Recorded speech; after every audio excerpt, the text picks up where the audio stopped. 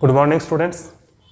हमारा टॉपिक चल रहा है रेस्पिरेशन और अभी तक हम जो टॉपिक डिस्कस कर चुके हैं वो लंग्स की स्ट्रक्चर, लैरिंग्स की स्ट्रक्चर और लंग की कैपेसिटी, वॉल्यूम्स और वेंटिलेशन किस प्रकार से होता है फेफड़ों के अंदर, गैसों का आदान प्रदान किस प्रकार से वो वायु को बाहर धकेली जाती है, डायाफ्राम और स्टर्नम और पसलियाँ जो मिलकर क्या करती हैं वायु को फेफड़ों के आयतन को बढ़ाती हैं और कम करती हैं, जिससे वायु एक बार बाहर और एक बार अंदर आती है। आज हम पढ़ेंगे कि वायु जब फेफड़ों के वायु कुपिकाओं में पहुंच जाती है तो उसका ट्रांसपोर्ट, उसका एक्सचेंज एंड ट्रांसपोर्ट,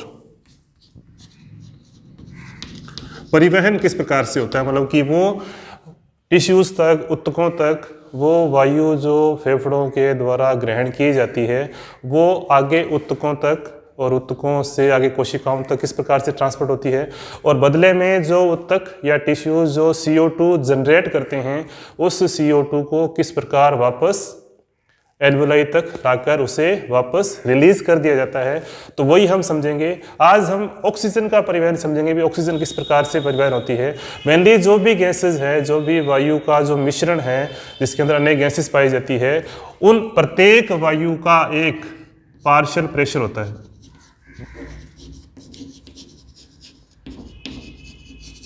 जिसको बोलते हैं आंशिक दाब। वायु के गैसों का आंशिक दाब होता है। यहाँ पर मुख्य रूप से दो वायु के आंशिक दाब जो होते हैं वो काम करते हैं, partial pressure of CO2 and partial pressure of oxygen. तो हम ऑक्सीजन का परिवहन कर रहे हैं तो पहले हम देखते हैं कि ऑक्सीजन का पार्शियल प्रेशर जो होता है वो एटमॉस्फेयर पे होता है 149 mmHg के बराबर होता है। जैसे ही ये वायु एल्वुलाई के अंदर आती है ये प्रेशर हो जाता है 104 mmHg। एल्वुलाई के अंदर आती है। एल्वुलाई से जैसे ही ये इसके अंदर ब्लड के अंदर प्रवेश करता है तो वो बन जाता है ऑक्सीजनेटेड ब्लड। मतलब कि ऑक्सीजन जैसे ही वायु है वो एल्वुलाई के द्वारा ट्रांसपोर्ट होगी तो पार्शियल प्रेशर वो होगा 95 mmHg पर। इसके विपरीत जो डीऑक्सीजनेटेड ब्लड होता है वहां पे पार्शियल प्रेशर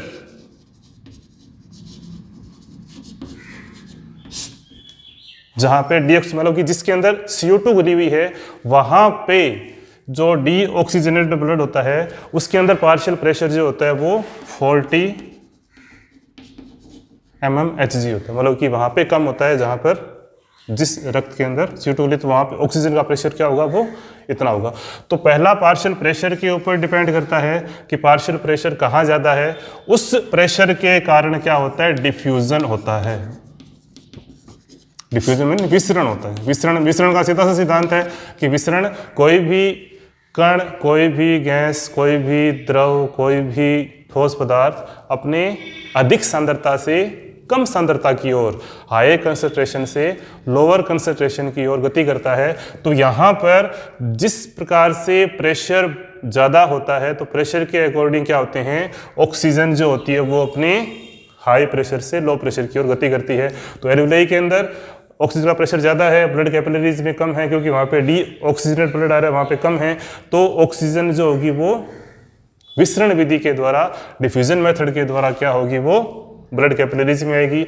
तो ये जो एल्वुलाई है, जो वायु कुपिकाएं हैं, उसकी आधारीय झिल्ली है और ये ब्लड जो वेसल्स हैं, रक्त वाहिकाएं हैं, ये लगभग 1 मिलीमीटर मोटी परत बनाते हैं जो विसरण के लिए सफिशिएंट है। तो सिंपल एक बहुत ही पतली परत होती है, वो तीनों परतों के द्वारा ऑक्सीजन को डिफ्यूजन के द्वारा ब्लड के अंदर ले लिया जाता है। ब्लड में जैसे ही डिफ्यूजन के द्वारा आ जाता है तो रक्त के अंदर या ब्लड में ऑक्सीजन जो होती है वो दो तरीके से ट्रांसपोर्ट होती है। एक बार जब ऑक्सीजन यहाँ से ब्लड के अंदर जब ऑक्सीजन आ जाती है तो उस ऑक्सीजन का परिवहन जो होती है वो ब्लड में दो तरीके से होता है। जो ब्लड है उसके दो भाग होते हैं, एक प्लाज्मा और दूसरा आरबीसी। इसके द्वारा गैस का व ऑक्सीजन का परिवहन होता है।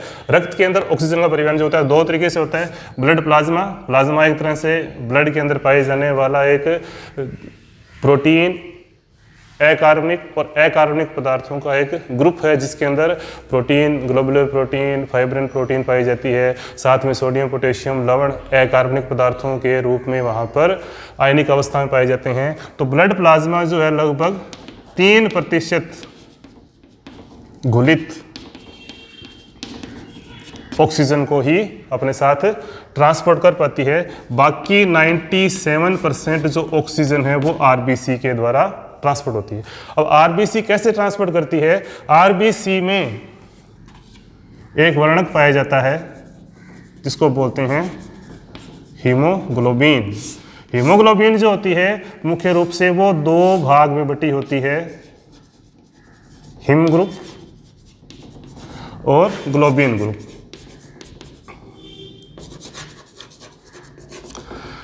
ग्लोबिन एक तरह की प्रोटीन है,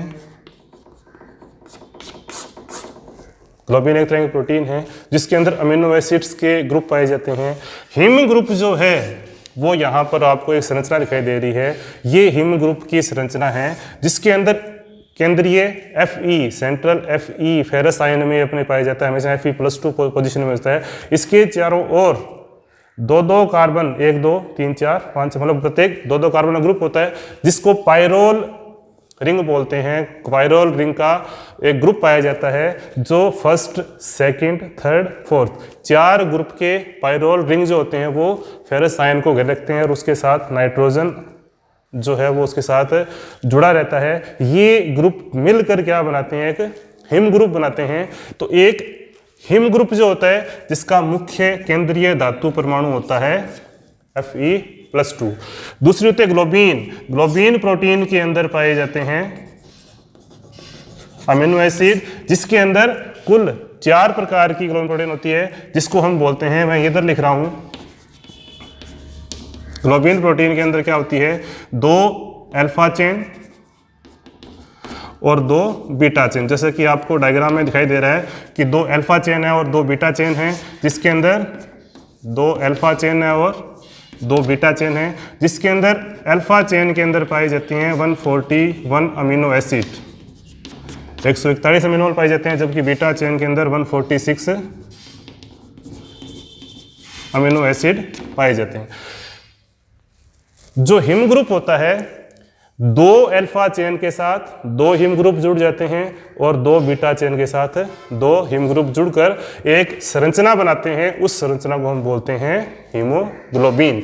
तो एक हिम ग्रुप जो होता है वो एक ऑक्सीजन मॉलिक्यूल को अपने साथ कैरी कर सकता है, मतलब कि एक हिम ग्रुप जो होता है वो एक फेरस आयन जो होता है अपने साथ एक ऑक्सीजन जोड़ पाता है। इस तरह से पूरे हीमोग्लोबिन के अंदर 4 फेरस Fe आयन जो होते हैं वो हिम ग्रुप के जुड़े होते हैं। इसका मतलब ये एक हीमोग्लोबिन अणु जो होता है वो पूरा का एक साथ 4 ऑक्सीजन अणुओं का परिवहन एक साथ कर सकता है। और ऑक्सीजन का परिवहन हिम ग्रुप के साथ जुड़कर अधिक सांद्रता, बताया था आपको कि सांद्रता भी ज़्यादा है, प्रेशर भी ज़्यादा है, उस प्रेशर के कारण पूरा का पूरा जो हीमोग्लोबिन जो होता है वो अपने साथ ऑक्सीजन को जोड़ लेता है। और ऑक्सीजन को जोड़ने के बाद अपने साथ क्या बना लेता है? वो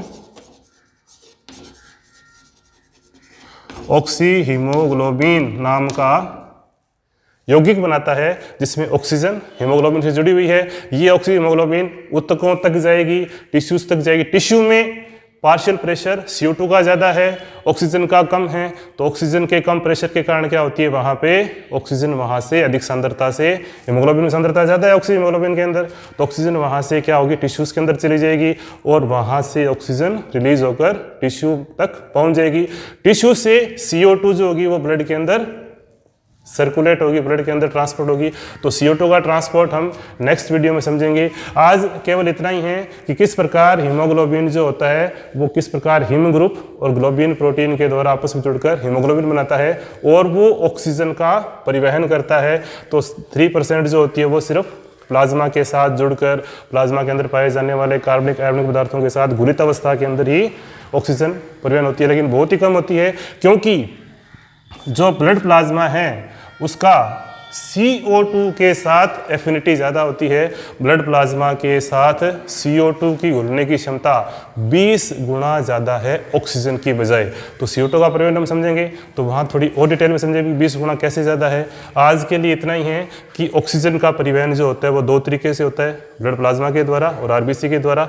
RBC हीमोग्लोबिन के इन्हीं अमीनो अम्लों के साथ जुड़कर हिम ग्रुप के साथ 4 ऑक्सीजन परमाणु को अपने साथ ले जाने की क्षमता रखती है।